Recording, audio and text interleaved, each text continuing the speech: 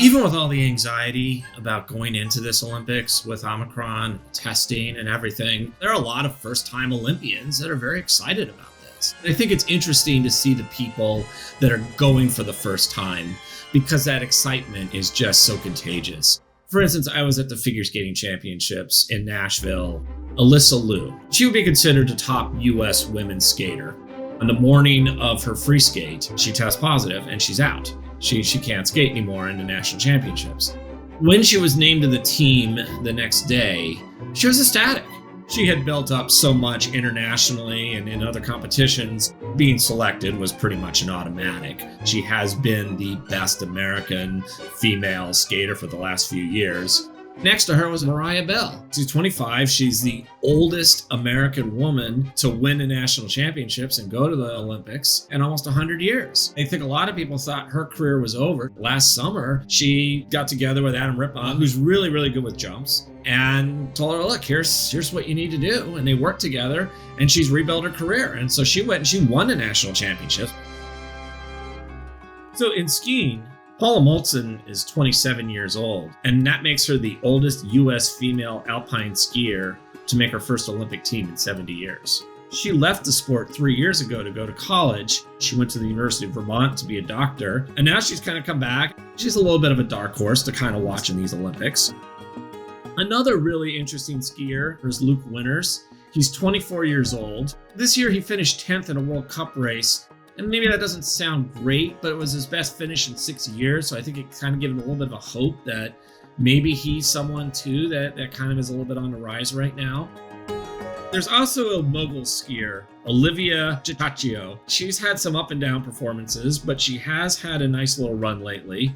And recently she became the first person to land a triple cork 1080, which is 3 rotations, one of which is off axis. I think the fact that she can hit this jump puts her on a little bit different look for everyone. Because if she can put together a complete run and hit a couple big jumps that no one else can, that could get you onto a podium. One person really to watch who's a first timer is Eileen Gao. She's going to be phenomenal to watch.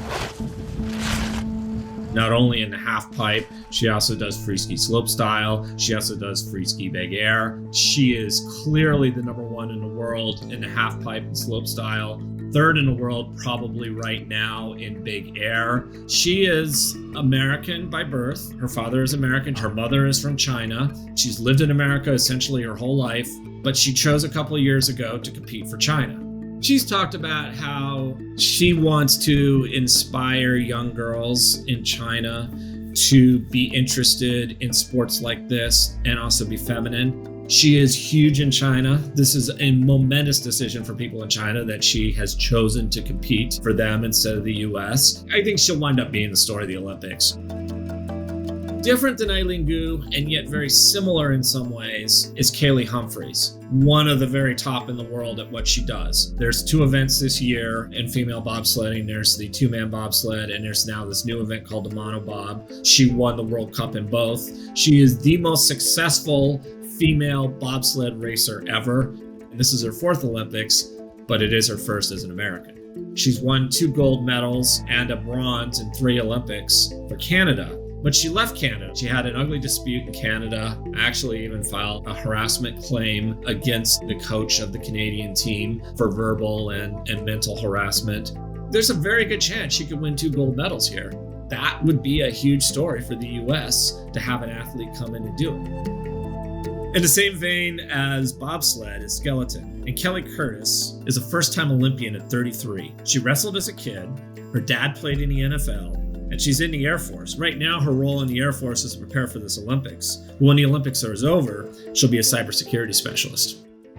In speed skating, one athlete to watch is Kristen Santos. And she's interesting because in 2017, right before qualifying for the 2018 Olympics, she had a gruesome injury where she got her hand caught in somebody else's skate and almost wasn't even going to compete. She did. She finished 4th, which probably would have gotten her on the Olympic team if there had been a relay team, but the US hadn't been able to qualify a relay team that year. Now she is 2nd in the world in the 1,000, 4th in the 1,500. She will compete in both in Beijing, and there's at least a decent shot that maybe she could get a medal. One other first-time speed skater is Austin Kleba, What's interesting about him is that he was a hockey player growing up, and then he had a shoulder injury. He really kind of thought that maybe hockey was over. He had skated well in some tests for kind of speed skating and thought, you know what, I want to try for the Olympics at that. And now here he is.